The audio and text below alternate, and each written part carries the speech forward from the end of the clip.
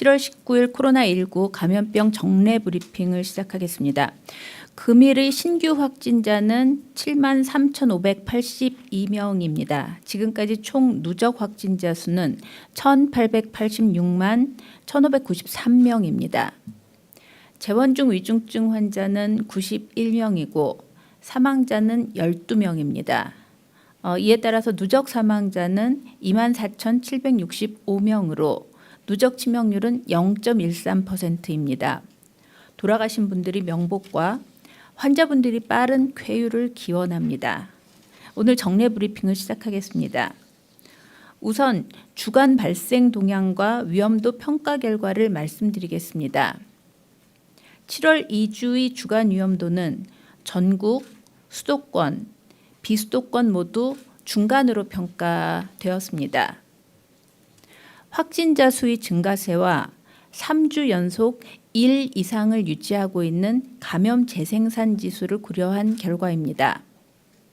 세계의 많은 국가에서 우세종으로 자리 잡은 BA.5형 변이가 우리나라에서도 빠르게 점유율을 높여가고 있는 점 역시 향후 증가세가 유지될 것이라는 전망에 무게를 싣고 있습니다. 코로나19 주간 확진자 수는 증가세를 이어가고 있습니다. 7월 2주의 주간 확진자 수는 약 23만 명으로 일평균 32,865명이고 지난주 대비 106% 증가하였습니다. 감염 재생산 지수도 지난주보다 상승하여 1.58을 기록하였습니다. 현재 모든 연령대에서 발생률이 증가하고 있습니다.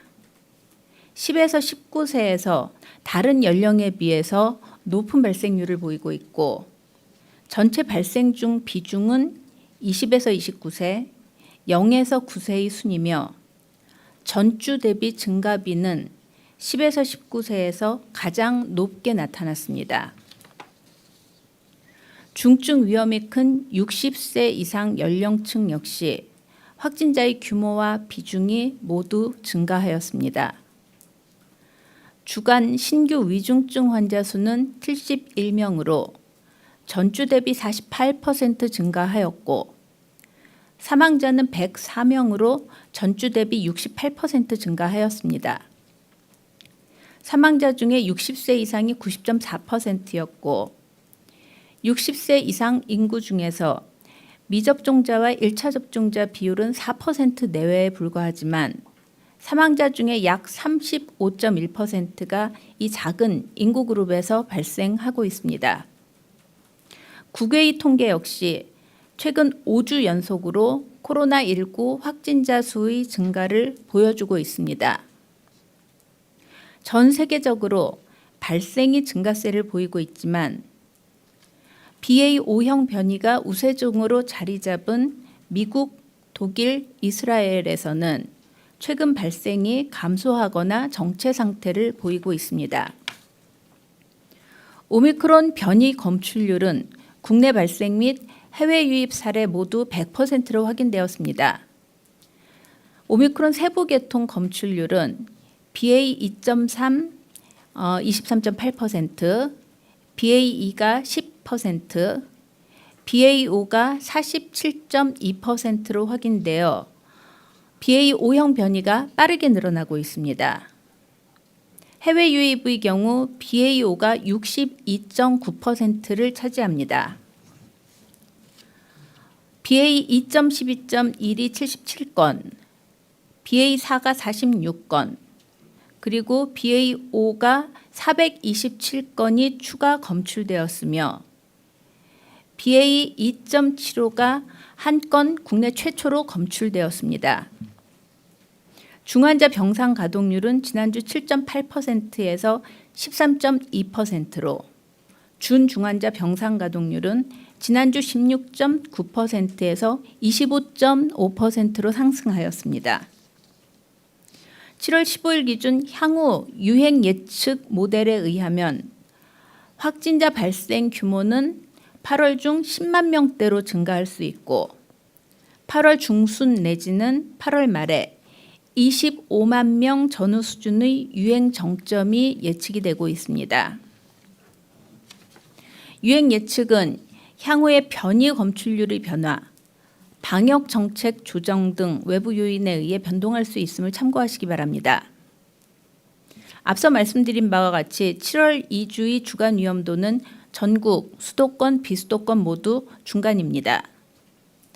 해외 유입 확진자 수의 증가세, 그리고 국내 감염 사례에서도 BA.5형 변이 검출률이 증가함에 따라서 확진자 발생 증가세가 지속될 것으로 판단되어 주간 위험도 중간으로 평가되었습니다. BA.2.75의 변이가 국내에서 첫 확인됨에 따라서 방역당국은 신규 변이의 국내 발생과 해외 유입에 대한 감시를 강화하도록 하겠습니다. 다음은 청소년 및 고위험군 방역수칙 준수 안내입니다. 최근 만 18세 이하 학령기 연령대에서 발생 규모와 비중이 증가하고 있습니다. 코로나19 의심 증상이 있는 경우 학원을 포함한 다중이용 시설의 이용이나 교우와의 만남을 자제하고 가족 중에 고위험군과의 접촉도 최소화해 주시기 바랍니다.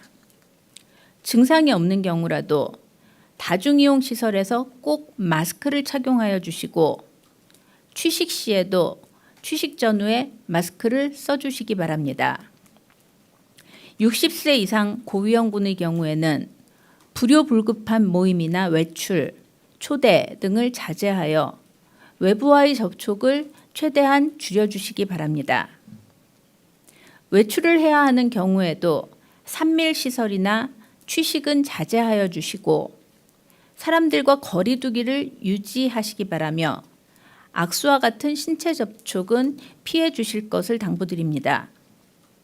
열이 나거나 가래, 기침 등 호흡기 증상이 있다면 가까운 호흡기 환자 진료센터에서 신속히 진료를 받으시고 치료제는 처방에 따라 복용하여 주시기 바랍니다. 국민 여러분께서 스스로 실천하시는 참여형 방역이 정착될 수 있도록 협조하여 주시기를 간곡히 부탁드립니다. 다음은 고위험군 4차 접종 확대 관련 안내입니다. 어제 7월 18일부터 4차 접종 확대 계획에 따른 당일 접종과 사전 예약이 시작되었습니다. 지난 7월 13일에 발표된 4차 접종 확대 계획은 재유행에 대비하여 고위험군의 중증 및 사망을 예방하기 위한 것으로 국내외의 연구 결과 그리고 주요국의 정책 등을 포괄적으로 고려하여 수립되었습니다. 접종 대상은 50세 이상의 연령층 전체, 그리고 18세 이상 면역 저하자 및 기저질환자, 그리고 감염 취약시설의 입원, 입소 종사자입니다. 3차 접종 후에 최소 120일이 경과된 시점부터 접종이 가능합니다. 다만 국외 출국, 입원, 치료 등 개인 사정이 있는 경우에는 90일 경과 후에도 당일 접종을 받을 수 있습니다. 접종 방법은 지금까지와 마찬가지로 사전 예약 후에 접종 또는 당일 접종 모두 가능하며 사전 예약 누리집 또는 전화를 통해 본인 또는 대리 예약이 가능합니다. 사전 예약과 당일 접종은 어제부터 가능하고 예약 후 접종은 8월 1일부터 시행 예정입니다. 4차 접종 대상 확대가 발표된 7월 13일 이후로 4차 접종의 예약 및 접종 건수가 전주 대비 크게 증가하였습니다. 4월 2주의 4차 접종 예약 건수는 약 24만 건으로 전주 대비 157% 증가하였으며 접종 건수는 이전 4주간 일평균 1만 건 이하였지만 7월 13일부터 18일까지 일평균 2만 9천 건으로 크게 증가하였습니다. 그간 4차 접종의 효과를 분석한 결과 4차 접종은 3차 접종 대비 중증 예방 효과가 50.6%, 그리고 사망 예방 효과가 53.3% 증가하는 것으로 나타났으며, 이는 스웨덴, 이스라엘 등 외국의 연구 결과와 유사한 수준입니다. 우선 그 BA.5가 우세종이 되었는가에 대한 질문인데, 현재 국내 기준으로 보았을 때 검출률이 50%에 근접해 있습니다. 그리고 이제 또한 해외의 검출률은 50%가 넘어 있는 상태이고, 해외로부터의 유입이 지속적으로 이루어질 것으로 보고 있기 때문에 그 이 확진자 수는 계속 증가할 것으로 저희가 판단을 하고 있습니다. 주간 위험도 평가는 이제 중간으로 발표를 했습니다. 그 이유는 그 모두에서 말씀드린 바와 같이 확진자 수가 이제 계속 증가하고 있고, 그리고 그 변이 검출률 이제 계속 증가하고 있습니다. 그것에 따라서 확진자 수가 계속적으로 증가할 것으로 예측이 되고 있습니다. 유행은 지속적으로 확산하는 추세에 있다라는 말씀을 드리고요.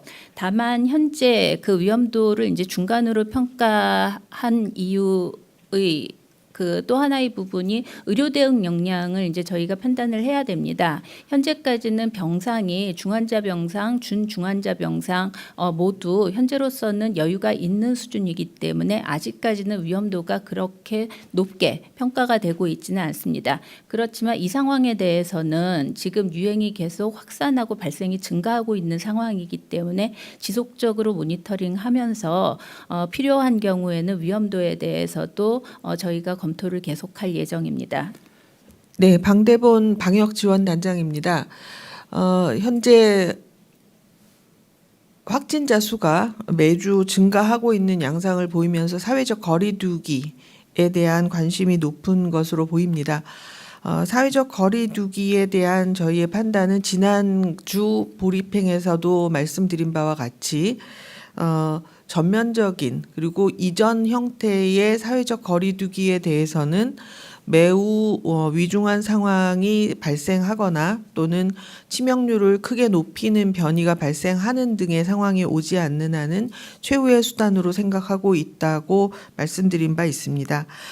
방역당국에서는 통제 중심의 국가 주도의 방역 인 거리두기가 지속 가능하지 못하다고 판단하고 지속 가능하고 국민의 수용성이 유지될 수 있는 방역 수칙에 대해서 지속적으로 안내 드릴 것을 말씀드립니다. 현재 가능한 그리고 현장에서 실천 가능하고 지속 가능한 방역 수칙에 대해서 지금 꼼꼼히 검토해서 국민들께 안내해 드릴 수 있는 방법을 모색하고 있고요. 다양한 방법을 통해서 적극적으로 안내하고 실천 가능하도록 하겠다라고 말씀드리겠습니다. 그 유행이 빨라진 원인은 좀 복합적으로 볼 수 있을 것 같습니다. 우선은 BA.5가 상당히 전파 속도가 빠르고 그다음에 면역 회피의 가능성이 높은 변이입니다. 동 변이가 지금 국내로 유입이 되면서 꾸준히 증가하는 점이 하나의 이유가 될 것으로 보이고요.